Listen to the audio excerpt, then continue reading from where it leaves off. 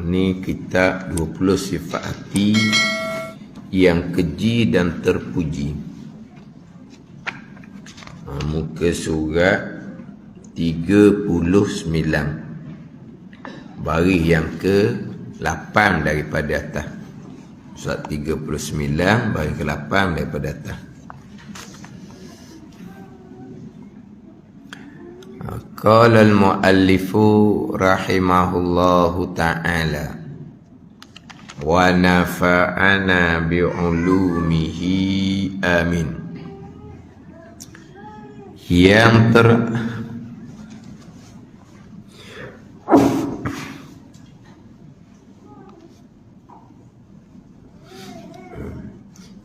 terakhir ini sabar yang ketiga itulah dalam menghadapi malapetaka, balak, bencana. Yang terakhir daripada 3 peringkat sabar, yakni sabar dalam menghadapi malapetaka, bala, bencana, mempunyai nilai yang lebih. Sebab mempunyai 900 darajah. Hak nombor 2, sabar di dalam menjauhi larangan Allah, mempunyai 600 darajah. Yang pertama, sabar mengerjakan yang fardu. Hal ini mempunyai nilai 300 darajah. Jadi yang ketiga ni, sabar dalam menghadapi malapetaka, ia mempunyai 900 darajah. Jadi nilai yang lebih. Ialah kerana setiap mukmin dapat bersabar dalam menunaikan ibadah dan menjauhi larangan, tetapi belum tentu dapat bersabar di dalam menghadapi bencana. Iaitu sabar dalam menghadapi bencana ni, kesabaran para nabi dan siddiqin. Jadi orang yang beriman dapat bersabar dalam menunaikan ibadah dan menjauhi larangan. Orang beriman yang sempurna lah ni. Kalau dia tak sabar dalam menunaikan ibadah, hak kewajipan. Mana kewajipan lagi, di antara kewajipannya beribadah ni ilmu. Kena sabarlah atas menuntut ilmu. Kemudian apabila menuntut ilmu banyak kesalahan yang telah lalu, maka wajib bertaubat, sabar di dalam bertaubat. Jadi orang beriman ni boleh sabar ni. Orang beriman yang kuat lah. Orang beriman sendiri pun terkadang tak sabar juga di dalam mengerjakan kefarduan dan menjauhi larangan. Tu hak buat kan dilarang tu, tiba-tiba mengumpat. Tak boleh nak sabar, nak tahan diri daripada mengumpat. Tidak beriman lah. Beriman, tapi iman yang tidak kuat. Iman yang tidak kuat. Ada ni. Hak Nabi kata tu kan, man kana yu'minu billahi wal yaumil akhir falyakul khairan aw liyasmut. Siapa yang beriman dengan Allah dan beriman dengan hari kesudahan, maka hendaklah berkata dengan perkataan yang baik ataupun diam. Jangan mengumpat. Ini kalau orang yang beriman dengan Allah dan hari kesudahan. Berkata yang baik, tak ada benda nak cakap, diam. Tiba-tiba mengumpat. Tidak beriman dengan Allah, tidak beriman dengan hari kesudahan. Tapi tidak beriman yang sempurna. Kalau orang ni iman sempurna, dia hanya akan berkata-kata dengan perkataan yang baik ataupun dia berdiam diri. Itu orang yang iman yang sempurna.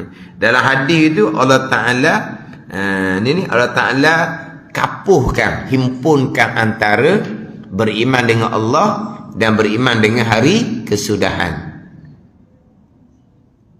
Nabi kapuhkan dalam hadis ni, Nabi himpun dalam hadis ni, beriman dengan Allah, man kana yu'minu billahi wal yaumil akhir. Siapa yang beriman dengan Allah dan hari kesudahan. Kenapa Nabi apa ni? Kapuh tau. Himpun apa? Kapuh. Pasang tau. Kenapa Nabi pasangkan antara beriman dengan Allah dan hari kesudahan? Kenapa Nabi tidak pasangkan sesiapa yang beriman dengan Allah dan para malaikat, sesiapa yang beriman dengan Allah dan kitab, sesiapa yang beriman dengan Allah dan qada dan qadar ke? Kenapa Nabi pasangkan sesiapa yang beriman dengan Allah dan hari kesudahan? Sebab apa? Sebab kena ingat hari kesudahan. Kalau kita mengumpat contohnya, macam mana kita nak menghadapi pembicaraan di mahsyar? Kalaulah beriman hari kesudahan, ada perhitungan, maka hendaklah berkata dengan perkataan yang baik ataupun berdiam diri. Oh, tu cakap sedap tu. Oh, tu tak beriman dengan hari kesudahan gitu. Dia beriman tapi iman dia tak kuat. Kalau iman dia kuat sungguh dengan kesudahan, macam mana tu cakap sedap sangat tu. Mengumpat sedap sangat tu. Panjang lebar mengumpat Macam mana dengan hari kesudahan? Pada masa hisab macam mana ni? Nak menghadapi hisab di mahsyar ni. Dia tidak beriman ke dengan kesudahan? Tak beriman. Kau orang mengumpat ni tak beriman dengan kesudahan. Kalau ngumpat tak beriman, kapi imannya kau, tak ada lah jadinya. Mengumpat kenapa? Kerana imannya lemah. Ada orang baca hadis ni, la yu'minu ahadukum hatta yuhibba li akhihi ma yuhibbu li nafsihi tu. La yu'minu ahadukum hatta yuhibba li akhihi ma yuhibbu li nafsi. Tidak beriman seseorang kamu sehingga dia mengasihi akan saudaranya sebagaimana dia mengasihi akan dirinya. La yu'minu ahadukum, tidak beriman oleh seseorang kamu hatta yuhibba li akhihi ma yuhibbu li nafsihi, sehingga dikasih bagi saudaranya sebagaimana dikasih akan dirinya. Saudara ini bukan saudara adik-beradik, saudara seagama.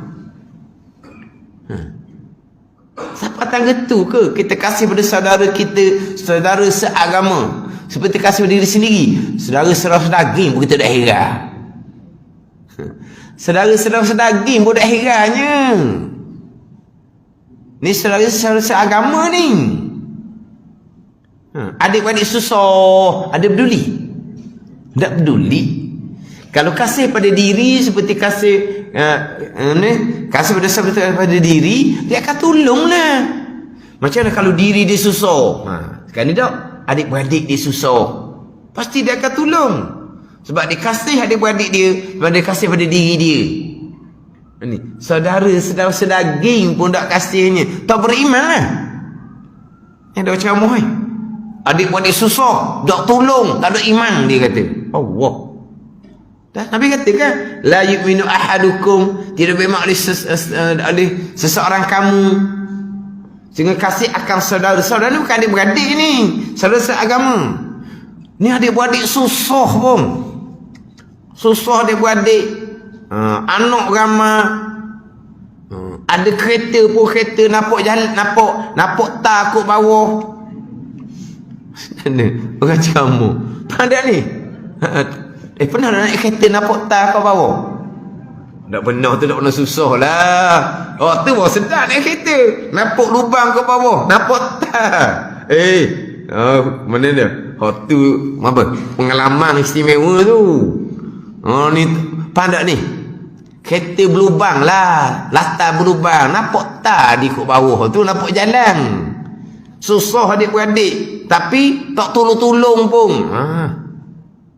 Mana adik-beradik salah daging pun tak tolong, tak beriman lah. Tak.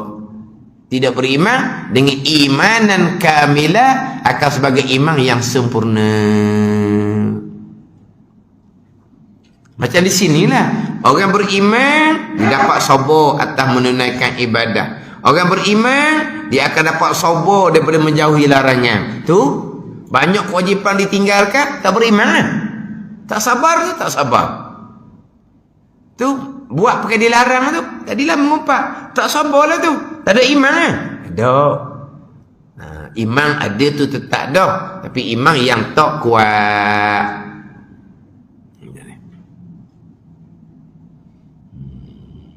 Tetapi belum tentu dapat bersabar di dalam menghadapi bencana, iaitulah kesabaran para nabi dan siddiqin. Sebab nak sabar atas musibah ni kena lagi kuat iman dia. Boleh sabar pada mengerjakan ketaatan, boleh sabar pada meninggalkan larangan, menjauhi larangan, tapi tuan uji dengan penyakit contohnya. Tuan uji dengan kesusahan, kesempitan contohnya. Benda ni. Ini terkadang hilang kesabaran. Alah, selama-lama ni sego-mego, sehat, macam-macam pekerjaan yang boleh dilakukan, sekelip mata. Sekarang ni kan, sekelip mata boleh berlaku. Sedikit sahaja yang kita kata tersepak sedikit je, terpijak satu benda je dalam bilik air, tak berlindung lah tu. Pijak satu benda je, lepas tu kaki pun glosor. Ada ni sikit je punca dianya. Kan kadang-kadang kan budak-budak kan, kita masuk bilik air, ada mainan kecil-kecil atas lantai. Bahaya tu. Bahaya. Bila pijak atas benda tu, dia akan boleh jadi glosor. Mengapa? Gelongsor. Apa? Glosor. Sikit je. Kerana sikit je. Sekelip mata. Tuan uji dengan musibah. Ni. Nak sabar seumpama ni. Sebab itulah kitanya dengan belajar, dengan buat amal ibadah, jangan duk tangguh-tangguh. Belajar dengan buat ibadah, jangan duk tangguh-tangguh. Ilmu fardhu tak boleh tangguh-tangguh. Tak apa, kita sihat lagi. Sekelip mata. Kita pula banyak berada di atas jalan raya. Jalan raya ni sekelip mata. Tengok dalam FB, terkadang kemalangan tu berlaku. Yang mari kenderaan hok langgar tu mari sebelah mana? Mari sebelah sana. Mana dua lain ni. Sebelah sana tu terpabah, dia terpelanting, dia mari sebelah sini yang tak ada kena-mengena. Habis. Pada ni. Kan dalam FB tu kan ada hok kemalangan tu kan. Kadang-kadang benda tu tiba-tiba. Pada tiba-tiba. Maknanya kadang-kadang hak dia mari terpelanting tu tak kena hak paling kanan hak laju, tak kena hak tengah hak tak laju mana tu, dia kena hak ujung sekali, hak bawa slow tu, hak tengok dia cermin tak gerak-gerak.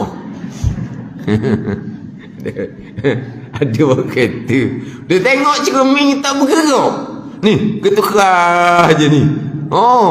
Mana kalau kawan dia hang tak paling ni tengok dia cermin, ni konsentrate kepada gitu ni. Kerasan apa kan? Batu belakang ni dah rapat dia kosing dia gini. Macam bawa lori dah kata. Benda bawa letih kata gitu. Perlahan je duduk tepi, mari sebelah sana. Sekelip mata. Ni. Ada yang meninggal, ada yang jadi cacat. Yang selama-lama ni sego-mego, tiba-tiba perlu kepada bantuan. Tu kata tak boleh nak tangguh. Hak kewajipan belajar tak boleh nak tangguh. Hak kewajipan amal, kewajipan taubah tak boleh nak tangguh. Kalau ada apa-apa kaitan kita dengan orang, kita jangan duk tangguh. Jangan duk tangguh. Segera. Kalau kita ada hutang yang mana yang sampai masa dah segera. Kena segera. Sebab apa? Tadilah. Bila masa kita mati, bila masa tak mati pun diuji dengan musibah. Akhirnya kemudian tak boleh urus diri sendiri. Kan tengok tu kan. Cerita-cerita tu lah. Kecederaan yang pelik-pelik dalam kemalangan apa semua. Kemalangan di luar, kemalangan dalam rumah tadi dah, dalam bilik air. Mana nak hadapi ujian ni? Apa? Nak terima kenyataan. Nak terima realiti. Kena terima kenyataan, kena realiti. Kalau tak terima pun tetap begitu dah. Kalau kita tak mau sabar, adakah musibah tu akan diangkat? Tidak. Berdosa pula kitanya. Kalau kita sabar, boleh pahala besar. Tapi nak menghadapi kesabaran ni lah. Ni kena iman yang kuat. Terutama pada ketika permulaan. Kemudian tu dia akan jadi tenang tu, dia pun terima realiti. Dia pun sabar, redha dengan ujian Allah Subhanahu wa taala. Tapi penentuan keimanan sebenarnya adalah pada permulaan. Kalau pada permulaan dia sabar, dia redha, dia tenang, iman dia kuat. Kalau permulaan tu dia macam ni tidak boleh terima kenyataan, kena nasihat, akhir barulah dia tenang. Maknanya iman dia tidak kuat. Tapi nak hadapi ujian yang berpanjangan ni, kena sabar kena keimanan yang kuat lah untuk menghadapi kesabaran atas musibah yang mana terkadang makan masa lama lah, terkadang bawa sampai ke mati. Nabi SAW bersabda, al-imanu nisfani, nisfun fis sabri wa nisfun fis syukri. Wallahu a'lam. Bismillahirrahmanirrahim. Alhamdulillahirabbil alamin, wassalatu wassalamu ala sayyidil mursalin wa ala alihi wa sahbihi ajma'in. Allahumma iftah alaina futuhal arifin, Allahumma allimna ilma akdamin, wa fahimna famasabikin, warzuqna ruqat talibin. Allahumma zidna ilman wa alhiqna bis salihin. Wa sallallahu ala sayyidina Muhammadin wa ala alihi wa sahbihi wa sallam. Walhamdulillahi rabbil alamin.